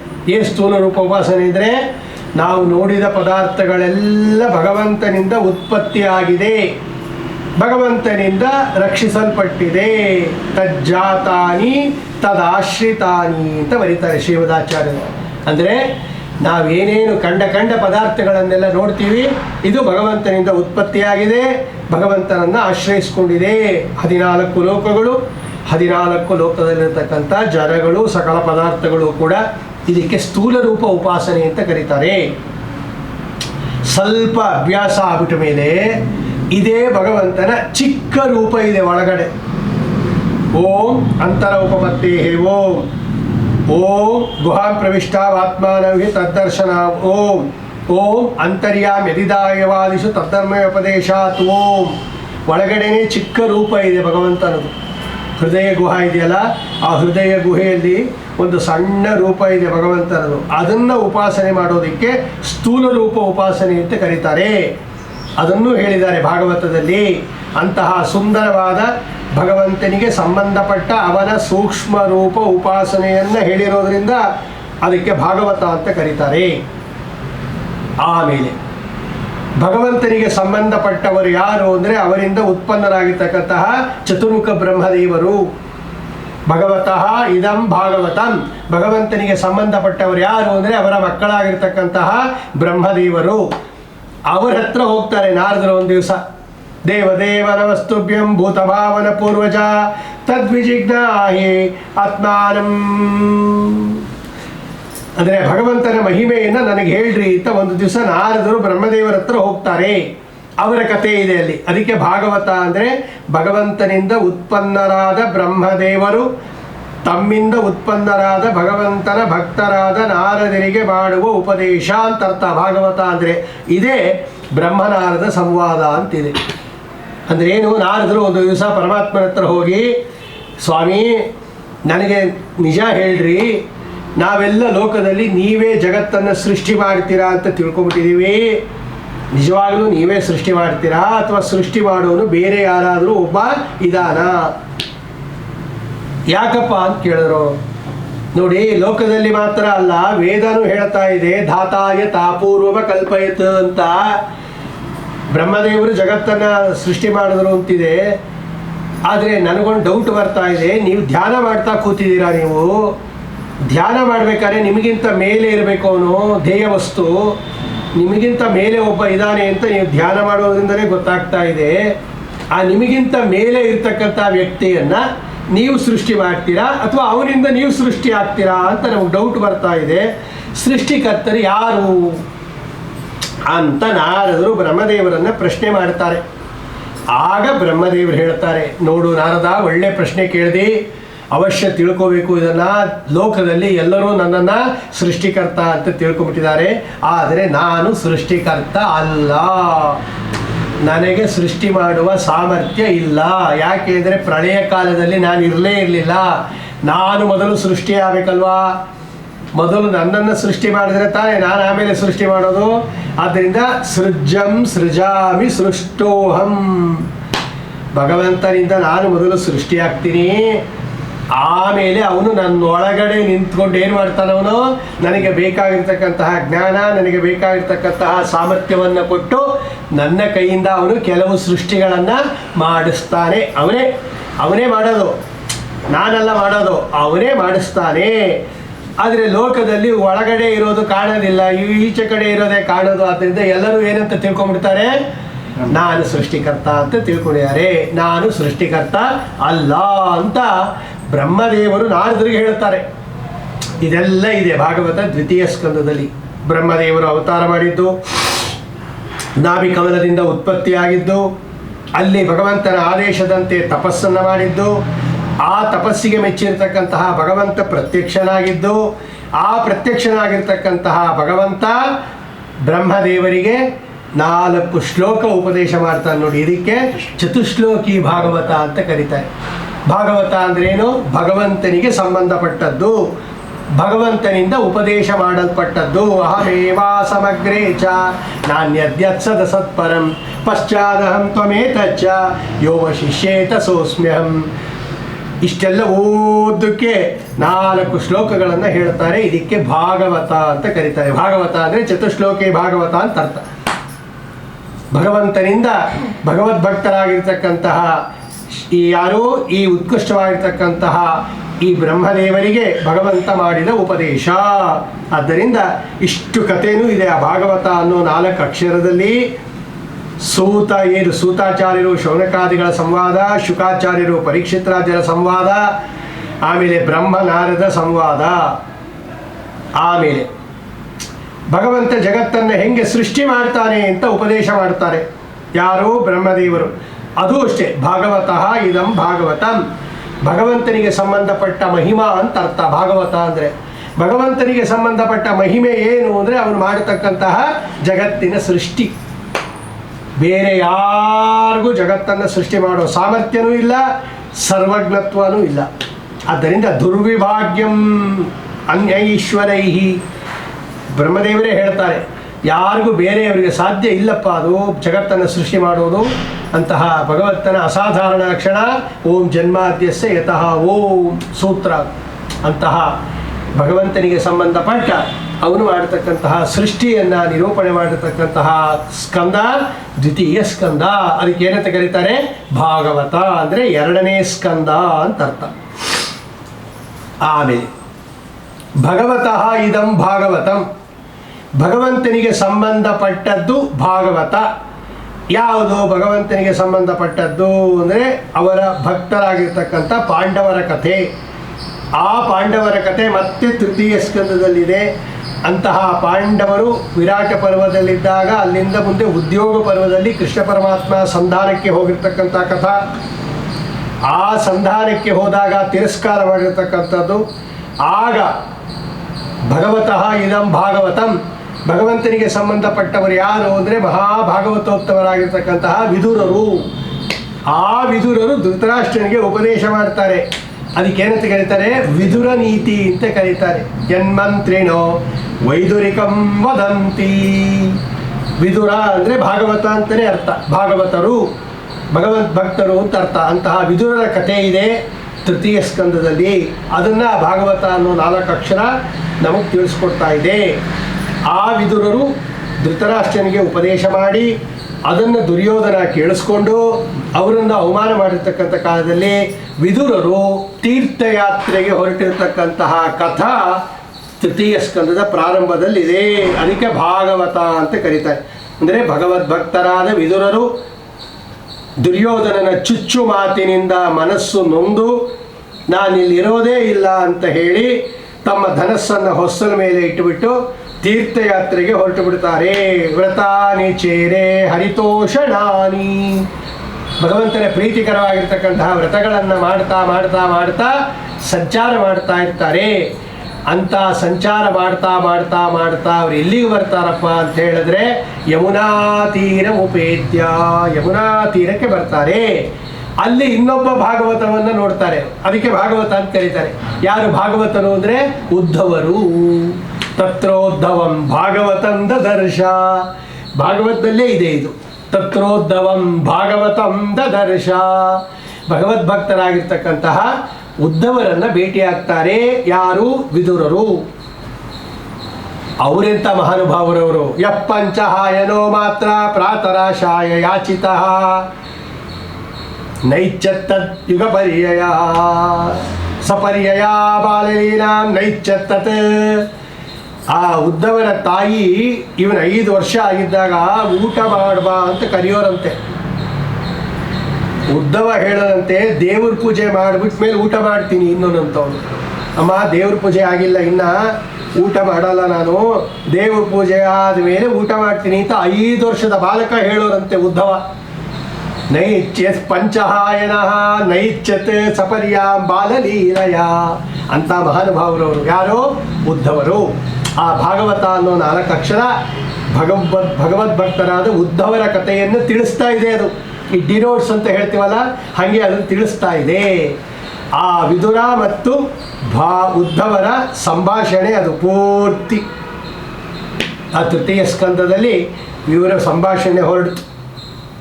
ಆಗ ಉದ್ಧವರನ್ನು ಕೇಳ್ತಾರೆ, ಸ್ವಾಮಿ ಭಗವಂತನಿಂದ ನೀವು ತತ್ವಜ್ಞಾನವನ್ನು ಪಡೆದರಲ್ಲ, ಆ ತತ್ವಜ್ಞಾನವನ್ನು ನನಗೂ ಹೇಳ್ರಿ ಅಂತ ಕೇಳ್ತಾರೆ ಅವರು ವಿದುರ. ಆಗ ಉದ್ಧವರು ಹೇಳ್ತಾರೆ, ನೋಡು ಕೂಸು, ನೋಡು ವಿದುರ, ನನಗೆ ಭಗವಂತ ಆದೇಶ ಮಾಡಿಲ್ಲ ನಿನಗೆ ಹೇಳಬೇಕು ಅಂತ, ಯೋಚನೆ ಮಾಡಬೇಡ. ನಿಂಗೆ ಹರಿದ್ವಾರದಲ್ಲಿ ಮೈತ್ರೇಯರ ಭೇಟಿ ಆಗತ್ತೆ. ಅವರೊಬ್ಬರು ಮಹಾನುಭಾವರವರು, ಅವರು ಭಾಗವತರು, ಅವರು ನಿನಗೆ ಭಗವಂತನ ಮಹಿಮೆಯನ್ನು ಹೇಳ್ತಾರೆ, ಹೋಗು ಅಂದಾಗ ವಿದುರರು ಉದ್ಧವನಿಂದ ಬೀಳ್ಕೊಂಡು ಸೀದಾ ಎಲ್ಲಿಗೆ ಬರ್ತಾರೆ? ಧ್ವನಿ ನಿರದ್ಯ ಋಷಭ ಕುರುಣ ಮೈತ್ರೇಯ ಮಾಸೀನ ಮಗಾದ ಬೋಧಂ, ಅಲ್ಲಿಗೆ ಬರ್ತಾರೆ ಅವರು. ಅವರಿಬ್ಬರ ಸಂಭಾಷಣೆ. ಭಾಗವತ ಅಂದ್ರೇನು? ಭಾಗವತೋತ್ತಮರಾದ ಮೈತ್ರೇಯರ, ಭಾಗವತೋತ್ತಮರಾದ ವಿದುರರ ಸಂಭಾಷಣೆಯನ್ನು ಅದು ಡಿನೋಟ್ ಮಾಡ್ತಾ ಇದೆ ಭಾಗವತ. ಇದು ತೃತೀಯ ಸ್ಕಂದದಲ್ಲಿ ಬರ್ತಕ್ಕಂಥ ಕಥಾ. ಏನು ಕೇಳ್ತಾರೆ ವಿದುರರು? ಎಲ್ಲರೂ ಕೂಡ ಸುಖ ಪಡಬೇಕು ಅಂತ ಅಪೇಕ್ಷೆ ಪಡ್ತಾರೆ, ಆದರೆ ಯಾರಿಗೂ ಸುಖ ಬರ್ತಾ ಇಲ್ಲ, ದುಃಖನೇ ಜಾಸ್ತಿ ಆಗ್ತಾ ಇದೆ, ಏನು ಕಾರಣ ಅಂತ ಕೇಳ್ತಾರೆ ಅವರು. ಆಗ ಮೈತ್ರೇಯರು ಹೇಳ್ತಾರೆ, ದುಃಖ ಬರ್ತಾ ಇರೋದಕ್ಕೆ ಕಾರಣ ಏನು ಗೊತ್ತಪ್ಪ? ಜನಸ್ಯ ಕೃಷ್ಣಾತ್ ವಿಮುಖಸ್ಯ ದೈವಾತ್ ಅಧರ್ಮಶೀಲಸ್ಯ ಸುದುಃಖಿತಸ್ಯ ಅನುಗ್ರಹಾಯೇವ ಚರಂತಿ ನೂನಂ ಭೂತಾನಿ ಭವ್ಯಾನಿ ಜನಾರ್ದನಸ್ಯ. ಭಗವಂತನನ್ನು ಮರೆತಿರೋದೇ ದುಃಖಕ್ಕೆ ಕಾರಣ. ಭಗವಂತನನ್ನು ಮರೆತು ಬಿಟ್ಟರೆ, ಭಾಗವತ ಹೇಳುತ್ತೆ ಇವತ್ತು ಜಗತ್ತು ಯಾಕೆ ದುಃಖ ಪಡ್ತಾ ಇದೆ ಅಂದರೆ ಭಗವಂತನನ್ನು ಮರೆತಿರೋದು ಕಾರಣ. ಭಗವಂತನನ್ನು ಮರೆತರೆ ಕೆಟ್ಟ ಕೆಲಸ ಮಾಡಬೇಕು ಅಂತ ಬುದ್ಧಿ ಬರುತ್ತೆ, ಕೆಟ್ಟ ಕೆಲಸ ಮಾಡಿದ್ರೆ ಪಾಪ ಬರುತ್ತೆ, ಪಾಪ ಮಾಡಿದರೆ ರೋಗ ಬರುತ್ತೆ, ರೋಗ ಬಂದರೆ ದುಃಖ ಆಗುತ್ತೆ. ನೋಡಿ, ಇಷ್ಟು ಲಿಂಕ್ ಅದು. ರೋಗ ಬಂದಿರೋದಕ್ಕೆ ಕಾರಣ ಪಾಪ, ದುಃಖ ಬಂದಿರೋದಕ್ಕೆ ಕಾರಣ ರೋಗ, ರೋಗ ಬಂದಿರೋದಕ್ಕೆ ಕಾರಣ ಪಾಪ, ಪಾಪ ಬಂದಿರೋದಕ್ಕೆ ಕಾರಣ ನಿಷಿದ್ಧ ಕರ್ಮಾಚರಣೆ, ನಿಷಿದ್ಧ ಕರ್ಮಾಚರಣೆ ಮಾಡಿದ್ದು ಯಾಕೆ ಅಂದರೆ ಭಗವಂತನನ್ನು ಮರೆತಿದ್ದಕ್ಕೆ. ಜನಸ್ಯ ಕೃಷ್ಣಾತ್ ವಿಮುಖಸ್ಯ ದೈವಾತ್ ಅಧರ್ಮಶೀಲಸ್ಯ ಸುದುಃಖಿತಸ್ಯ ಅನುಗ್ರಹ ಏವ ಚರಂತಿ ನೂನಂ ಭೂತಾನಿ ಭವ್ಯಾನಿ ಜನಾರ್ದನಸ್ಯ. ಆದ್ದರಿಂದ ಯಾವ ಮನುಷ್ಯನೂ ಕೂಡ ಯಾವ ಕಾಲಕ್ಕೂ ಕೂಡ ಭಗವಂತನನ್ನು ಮರೆಯಬಾರದು. ಹರಿಸ್ಮೃತಿ ಸರ್ವ ವಿಪತ್ ವಿಮೋಕ್ಷಿಣಿ, ಹರಿ ವಿಸ್ಮೃತಿ ಸರ್ವ ವಿಪತ್ಕಾರಿಣಿ ಅಂತಾರೆ ಶ್ರೀಮದಾಚಾರ್ಯ. ಇವತ್ತೇನಾದರೂ ವಿಪತ್ತು ಬಂತು ಅಂದರೆ ಭಗವಂತನನ್ನು ಮರೆತಿದೆಯಾ ಅಂತ ಅರ್ಥ. ಇವತ್ತೇನಾದರೂ ಭಗವಂತನನ್ನು ಸ್ಮರಣೆ ಮಾಡಿಕೊಂಡ್ರೆ ಎಲ್ಲ ಸಂಪತ್ತು ನಿಮಗೆ ಬರುತ್ತೆ. ಹರಿಯ ಮರೆತರೆ ಸಂಪತ್ತು ನಾಶ, ಹರಿಯ ಸ್ಮರಣೆ ಮಾಡ್ತಾ ಇದ್ದರೆ ಆಪತ್ತು ನಾಶ ಅಂತ ಶ್ರೀಮದಾಚಾರ್ಯ ಹೇಳ್ತಾರೆ. ಅದನ್ನೇ ವಿದುರರಿಗೆ ಮೈತ್ರೇಯರು ಹೇಳ್ತಾರೆ. ಇದಕ್ಕೆ ಭಾಗವತ ಅಂತ ಕರೀತಾರೆ. ಭಗವಂತನಿಗೆ ಸಂಬಂಧಪಟ್ಟ ಸೃಷ್ಟಿಯನ್ನು ಇನ್ನೊಂದು ಸಲ ವಿಸ್ತಾರವಾಗಿ ಹೇಳ್ತಾರೆ. ದ್ವಿತೀಯ ಸ್ಕಂದದಲ್ಲೂ ಸೃಷ್ಟಿ ಹೇಳಿದ್ದಾರೆ, ತಿರ್ಗಾ ತೃತೀಯ ಸ್ಕಂದದಲ್ಲೂ ಸೃಷ್ಟಿಯನ್ನು ಹೇಳ್ತಾರೆ. ಒಂದು ಕಡೆ ಸಂಕ್ಷೇಪ ಇದೆ, ಒಂದು ಕಡೆ ವಿಸ್ತಾರ ಇದೆ. ಇದು ವ್ಯತ್ಯಾಸ. ಅಂತಹ ಭಗವಂತನ ಸೃಷ್ಟಿಯನ್ನು ಹೇಳ್ತಕ್ಕಂತಹ ತೃತೀಯ ಸ್ಕಂದದ ಕಥೆನೇ ಭಾಗವತ. ಇನ್ನೇನಿದೆ ತೃತೀಯ ಸ್ಕಂದದಲ್ಲಿ? ಭಗವತಃ ಇದಂ ಭಾಗವತಂ. ಭಗವಂತನಿಗೆ ಸಂಬಂಧಪಟ್ಟದ್ದು ಏನು ಅಂತ ಹೇಳಿದ್ರೆ ಅವನ ಅವತಾರಗಳು. ಅವನ ಅವತಾರಗಳೆಲ್ಲ ಅವನಿಗೆ ಸಂಬಂಧಪಟ್ಟಿದ್ದಲ್ವಾ, ಅದರಿಂದ ಭಗವತಃ ಇದಂ ಭಾಗವತಂ ಅಂದರೆ ಭಗವಂತನಿಗೆ ಸಂಬಂಧಪಟ್ಟ ಅವತಾರ ಅಂತ ಅರ್ಥ. ಯಾವ ಅವತಾರ ಹೇಳಿದೆ ತೃತೀಯ ಸ್ಕಂದದಲ್ಲಿ? ವರಾಹದೇವರ ಅವತಾರ ಇದೆ ನೋಡಿ. ಬ್ರಹ್ಮದೇವರ ಮೂಗಿನಿಂದ ಒಂದು ಸಣ್ಣ ಹಂದಿ ರೂಪದಲ್ಲಿ ಒಂದು ಭಗವಂತ ಅವತಾರ ಮಾಡಿದ, ಚಿಕ್ಕದು. ವರಾಹ ತೋಕಃ ನಿರಗಾತ್ ಅಂಗುಷ್ಟ ಪರಿಮಾಣತಃ. ಅವನು ಅವತಾರ ಮಾಡುವಾಗ ಇಷ್ಟಿದ್ದ, ಅವನು ಒಂದು ಹೆಬ್ಬೆಟ್ಟು ಗಾತ್ರ ಇದ್ದ. ನೋಡ್ತಿದ್ದಂಗೆ ಗಜಮಾತ್ರಂ ಪ್ರವರ್ಧದೆ, ಒಂದು ಆನೆಯಷ್ಟು ದೊಡ್ಡದಾಗಿ ಬೆಳೆದುಬಿಟ್ಟ ಭಗವಂತ. ಗರ್ಜನೆಯನ್ನು ಮಾಡಿ ಆ ಪ್ರಳಯ ಕಾಲದ ಜಲವನ್ನು ಸೀಳಿಕೊಂಡು ರಸಾತಲಕ್ಕೆ ಹೋಗಿ ಅಲ್ಲಿರ್ತಕ್ಕಂಥ ಆದಿ ಹಿರಣ್ಯಾಕ್ಷನನ್ನು ಸಂಹಾರ ಮಾಡಿ ಭೂದೇವಿಯನ್ನು ತನ್ನ ಕೋರೆದಾಡಿ ಮೇಲೆ ಇಟ್ಕೊಂಡು ವಾಪಸ್ಸು ಬರ್ತಾ ಇದ್ದಾನೆ. ಇದಿಷ್ಟು ವರಾಹದೇವರ ಕಥೆ. ಅದು ಯಜ್ಞವರಾಹ ಅಂತ ಕರೀತಾರೆ. ಯಜ್ಞಕ್ಕೆ ಬೇಕಾಗಿರ್ತಕ್ಕಂಥ ಎಲ್ಲ ಪದಾರ್ಥಗಳನ್ನು, ದರ್ಬೆಯನ್ನು, ಎಳ್ಳನ್ನು, ಘೃತ, ಇವತ್ತು ಆಜ್ಯ, ತುಪ್ಪ, ಈ ಇಡಾಪಾತ್ರೆ, ಚಮಸ ಪಾತ್ರೆ, ಸ್ರುವ ಏನೇನು ಯಜ್ಞದಲ್ಲಿ ಬಳಸ್ತೀವಿ ಎಲ್ಲ ಪದಾರ್ಥಗಳನ್ನು ಕೊಟ್ಟಿದ್ದರಿಂದ ಅವನಿಗೆ ಯಜ್ಞವರಾಹ ಅಂತ ಕರೀತಾರೆ. ಅಂತಹ ವರಾಹದೇವರ ಕಥೆಯನ್ನು ತೃತೀಯ ಸ್ಕಂದದಲ್ಲಿ ಹೇಳಿದ್ದಾರೆ. ಆದ್ದರಿಂದ ಅದಕ್ಕೆ ಭಾಗವತ ಅಂತ ಹೆಸರು. ಅಲ್ಲಿಗೆ ಭಾಗವತ ಅಂದರೆ ವರಾಹಾವತಾರದ ಕಥೆ ಅಂತ ಅರ್ಥ. ಭಗವಂತನಿಗೆ ಸಂಬಂಧಪಟ್ಟದ್ದು ಅವನ ಅವತಾರ. ಅಂತಹ ಅವತಾರಗಳಲ್ಲಿ ಒಂದಾದ ವರಾಹದೇವರ ಕಥೆಯನ್ನು ಹೇಳಿರೋದ್ರಿಂದ ಅದಕ್ಕೆ ಭಾಗವತ ಅಂತ ಕರೀತಾರೆ. ಆಮೇಲೆ ಭಗವತಃ ಇದಂ ಭಾಗವತಂ, ಭಗವಂತನಿಗೆ ಸಂಬಂಧಪಟ್ಟ ಇನ್ನೊಂದು ಯಾವುದು ಅಂದರೆ ಅವಂದೇ ಇನ್ನೊಂದು ಅವತಾರ, ಕಪಿಲಾವತಾರ. ಕಪಿಲ ರೂಪಿಯಾಗಿ ಭಗವಂತ ಅವತಾರ ಮಾಡ್ತಾನೆ. ಸ್ವಯಂಭೂಮನುವಿನ ಮಗಳಾಗಿರ್ತಕ್ಕಂತಹ ದೇವಹೂತಿಯಲ್ಲಿ ಭಗವಂತ ಉತ್ಕೃಷ್ಟವಾದ ಕರ್ದಮ ಅನ್ನತಕ್ಕಂತಹ ಪ್ರಜೇಶ್ವರರನ್ನು ನಿಮಿತ್ತ ಮಾಡಿಕೊಂಡು ಜಗ್ನೇ ಅಗ್ನಿರಿವ ದಾರುಣಿ ಕಾರ್ದಮಂ ವೀರ್ಯಮಾಪನ್ನಂ ಜಗ್ನೇ ಅಗ್ನಿರಿವ ದಾರುಣಿ. ಭಾಗವತ ಹೇಳುತ್ತೆ, ಕರ್ದಮ ಋಷಿಗಳನ್ನು ಪ್ರವೇಶ ಮಾಡಿ ದೇವಹೂತಿ ದೇವಿಯನ್ನು ಪ್ರವೇಶ ಮಾಡಿ ಭಗವಂತ ಹೇಗೆ 2 ಅರಣಿಗಳನ್ನು ಮಥನ ಮಾಡಿದಾಗ ಬೆಂಕಿ ಉತ್ಪತ್ತಿಯಾಗುತ್ತೋ ಹಾಗೆ ತಾನು ಕಪಿಲ ರೂಪದಿಂದ ಭಗವಂತ ಅವತಾರ ಮಾಡ್ದ. ಭಾಗವತ ಅಂದರೆ ಭಗವಂತನ ಅವತಾರಗಳಲ್ಲಿ ಒಂದಾದ ಕಪಿಲ ರೂಪಿ ಪರಮಾತ್ಮನ ಅವತಾರದ ವರ್ಣನೆ ಅಂತ ಅರ್ಥ. ಅದಿದೆ, ಅದು ತೃತೀಯ ಸ್ಕಂದದಲ್ಲಿ. ಅದರಿಂದ ಭಾಗವತ ಅಂದರೆ 3ನೇ ಸ್ಕಂದ ಅಂತ ಅರ್ಥ. ಸರಿ, ಏನು ಮಾಡಿದ ಭಗವಂತ? ಕಪಿಲ ರೂಪದಲ್ಲಿ ಭಗವಂತ ಮಾಡಿದ್ದೇನು ಅಂದರೆ ಭಾಗವತ ಅಂತ ಅರ್ಥ. ಭಾಗವತ ಅಂದ್ರೇನು? ಭಗವಂತನ ಉಪದೇಶ ಅಂತ ಅರ್ಥ. ಭಗವಂತನಿಗೆ ಸಂಬಂಧಪಟ್ಟದ್ದು ಅವನ ಸ್ಪೀಚ್. ಈಗ ಒಬ್ಬರು ಸ್ಪೀಚ್ ಮಾಡಿದ್ರೆ ಅದು ಯಾರು ಮಾಡಿ ಸ್ಪೀಚು? ನೀವು ಮಾಡಿ ಸ್ಪೀಚು, ನಿಮಗೆ ಸಂಬಂಧಪಟ್ಟಿದ್ದು. ಹಾಗೆ ಭಗವಂತ ಮಾಡಿದ ಉಪದೇಶಕ್ಕೆ ಭಾಗವತ ಅಂತ ಕರೀತಾರೆ. ಅದನ್ನೇ ತೃತೀಯ ಸ್ಕಂದದಲ್ಲಿ ಕಪಿಲೋಪಾಖ್ಯಾನ ಅಂತ ಕರೀತಾರೆ. ದೇವಹೂತಿ ದೇವಿ ಕೇಳ್ತಾಳೆ, ಭಗವಂತ ನಾವೇನು ಮಾಡಿದರೆ ಈ ಸಂಸಾರ ಬಂಧನವನ್ನು ಕಳ್ಕೊಂಡು ನಿನ್ನ ಹತ್ರ ಬರ್ಬೋದು ಭಗವಂತ, ಹೇಳಿಬಿಡು ನಮಗೆ, ಇದು ಉಪಾಯ ಹೇಳು ನಮಗೆ ಎಂದಾಗ, ಅಮ್ಮ ಹೇಳ್ತೀನಿ ಕೇಳು, ಹಿಂದೆ ದೊಡ್ಡ ಬ್ರಹ್ಮಾದಿಗಳ ಸಭೆಯಲ್ಲಿ, ಋಷಿಗಳ ಸಭೆಯಲ್ಲಿ ಹೇಳಿದ್ದೆ, ಅದನ್ನೇ ಮತ್ತೆ ನಿನಗೆ ಹೇಳ್ತೀನಿ ಕೇಳು. ದೇವಹೂತಿ ದೇವಿ ಕೇಳ್ತಾಳೆ, ಅಪ್ಪ ಕಪಿಲ, ನೀ ಭಗವಂತನೂ ಹೌದು ಮಗನೂ ಹೌದು, ಸ್ವಲ್ಪ ಸಲಿಗೆ ಜಾಸ್ತಿ ನಿನ್ನ ಮೇಲೆ, ನಾನು ಹೆಂಗಸು, ನಂಗೆ ಅರ್ಥ ಆಗುವಂಗೆ ನಿಧಾನಕ್ಕೆ ಹೇಳಪ್ಪ, ತುಂಬ ಕಷ್ಟವಾಗಿರ್ತಕ್ಕಂಥದ್ದು ಹೇಳಬೇಡ ಅಂದಾಗ ನಿಧಾನಕ್ಕೆ ಹೇಳ್ತೀನಿ ಇಂದ ಭಗವಂತ. ಮೊದಲು ಹೇಳ್ತಾನೆ ಭಗವಂತ, ಚೇತಃ ಕಲ್ವಸ್ವ ಬಂದಾಯ ಆತ್ಮನೇ ಮತಂ ಗುಣೇಶು ಸಕ್ತಂ ಬಂದಾಯ ತೇಷ ಸಕ್ತಂ ಹಿ ಮುಕ್ತಯೇ ಮನೆಯೇವ ಮನುಷ್ಯಾಣಂ ಕಾರಣಂ ಬಂಧ ಮೋಕ್ಷಯೋ. ಅಮ್ಮ, ಈ ಮನಸ್ಸಿದೆಯಲ್ಲ, ಇದೇ ಬಂಧನಕ್ಕೂ ಕಾರಣ, ಬಿಡುಗಡೆಗೂ ಕಾರಣ. ಮನಸ್ಸನ್ನು ಪದಾರ್ಥದಲ್ಲಿಟ್ಟರೆ ಸಿಕ್ಕಾಕ್ಕೋತೀರಾ, ಮನಸ್ಸನ್ನು ನನ್ನಲ್ಲಿಟ್ಟರೆ ಬದುಕೋತೀರಾ, ಎರಡೇ. ಈ ಮನಸ್ಸನ್ನು ಭಗವಂತನ ಕಡೆ ಇಟ್ಟರೆ ಬೀಗ ಇದ್ದಂಗೆ. ಅದು ಬೀಗದ ಕೈ ನೋಡ್ರಿ, ಒಂದೇ ಬೀಗದ ಕೈಯಿಂದ ಬೀಗ ಹಾಕಕ್ಕೂ ಬರುತ್ತೆ, ಬೀಗ ತೆಗಿಯೋಕ್ಕೂ ಬರುತ್ತೆ.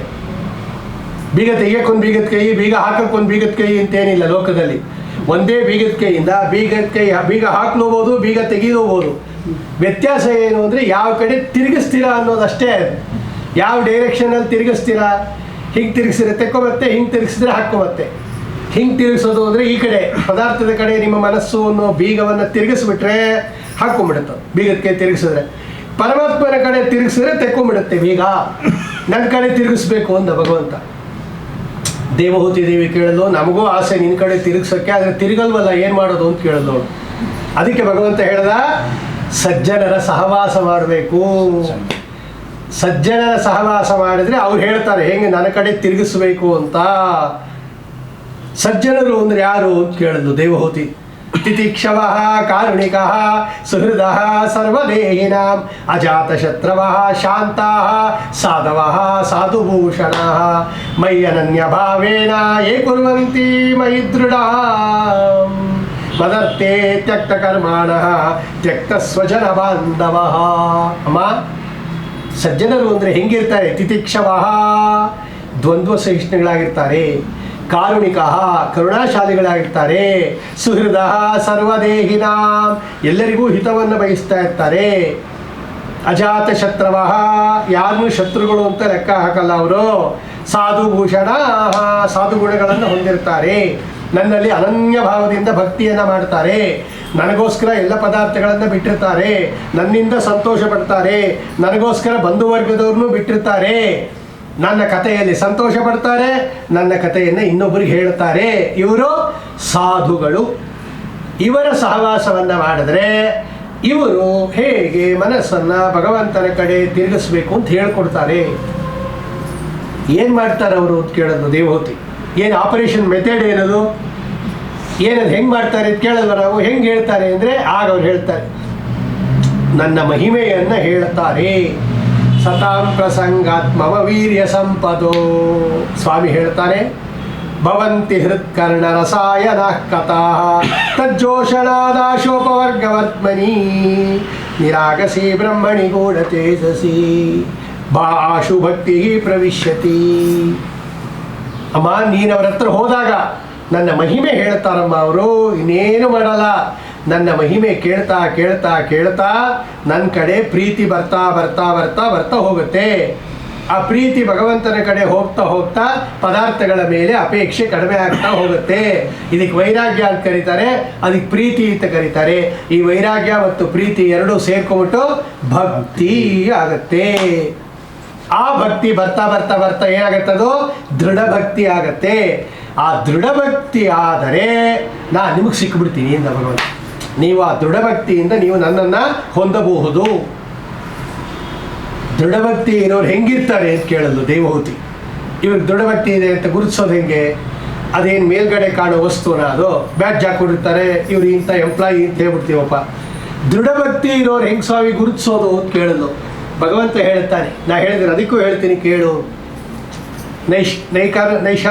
ನೈಕಾತ್ಮನಾಂ ಮೇ ಸ್ಫುರಯಂತೆ ಕೇಚಿತ್ ಮತ್ಪಾದ ಸೇವಾ ವಿರತಾ ಮದೀಹಾ ಏನ್ಯೇನ್ಯತೋ ಭಾಗವತ ಪ್ರಸಜ್ಜಾ ಸಂಭಾಜಯಂತೆ ಮಮ ಪೌರುಷಾಣಿ.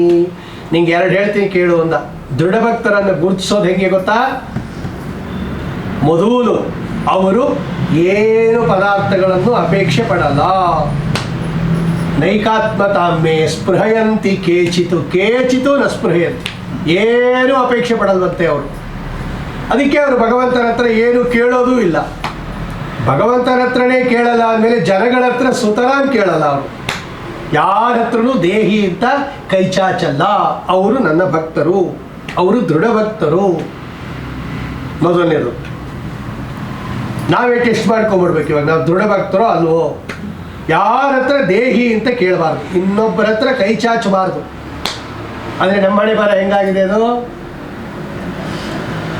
ವಿಜಯದಾಸರು ಹೇಳ್ತಾರೆ, ಅದು ನೀಚೋಚ್ಚ ತಿಳಿಯದೆ ಸರ್ವರ ಚರಣಕ್ಕೆ ಚಾಚಿದೆ ನೊಸಲ ಹಸ್ತಂಗಳ ಯೋಚಿಸಿ ನೋಡಲು ಸೋಜಿಗವಾಗಿದೆ ವಾಚಕ್ಕೆ ಸಿಲುಕದೋ ಹರಿಯೇ. ನಿನ್ನ ಒಲುಮೆಯಿಂದ ನಿಖಿಲ ಜನರು ಬಂದು ಮನ್ನಿಸುವರು ಮಹಾರಾಯ. ಎಲ್ಲರ ಹತ್ರ ಕೈ ಚಾಚೋರೆ ನಾವೆಲ್ಲ ಏಕಾಂತ ಭಕ್ತರಲ್ಲ, ದೃಢ ಭಕ್ತರಲ್ಲ. ಭಗವಂತ ಕೊಡ್ತಾನೆ ಅನ್ನೋ ನಂಬಿಕೆನೇ ನಮಗಿಲ್ಲ. ಅದಕ್ಕೆ ಬೇರೆ ಕಡೆ ಹೋಗಿ ಕೈ ಚಾಚೋದು ನಾವು, ನೀವು ಕೊಡ್ರಿ ಅಂತ. ಇದು ಮೊದಲನೇದು. ಎರಡನೇದು, ಏನ್ಯೇನ್ಯತೋ ಭಾಗವತ ಪ್ರಸಜ್ಜ ಸಂಭಾಜಯಂತೆ ಮಮ ಪೌರುಷಾಣಿ. ಇಬ್ಬರು ಭಾಗವತರು ಸೇರಿದ್ರೆ ನನ್ನ ವಿಷಯನೇ ಮಾತಾಡ್ತಾರೆ, ಬೇರೆ ವಿಷಯ ಮಾತಾಡೋದೇ ಇಲ್ಲ. ಅವರಿಬ್ಬರು ನನ್ನ ಭಕ್ತರು. ನೋಡಮ್ಮ, ಇವರು ಸಾಧುಗಳು, ಇವರು ಸಹವಾಸ ಮಾಡು ಅಂತ ಹೇಳಿ ತನ್ನ ತಾಯಿಯಾಗಿರ್ತಕ್ಕಂತಹ ದೇವಹೂತಿ ದೇವಿಗೆ ನಿನ್ನ ಹತ್ರ ಬರಬೇಕಾದ್ರೆ ಏನೇನು ಉಪಾಯಗಳು ಮಾಡಬೇಕು ಹೇಳು ಅಂದಾಗ ಸ್ವಾಮಿ ಹೇಳ್ತಾನೆ, ಮೊದಲು ಮಾಡಬೇಕಾಗಿರೋದೇನು? ನೀವು ಯಥಾಶಕ್ತಿ ಧರ್ಮಾಚರಣೆ ಮಾಡಬೇಕು. ಎಷ್ಟು ಶಕ್ತಿ ಇದೆಯೋ ಸ್ವಧರ್ಮ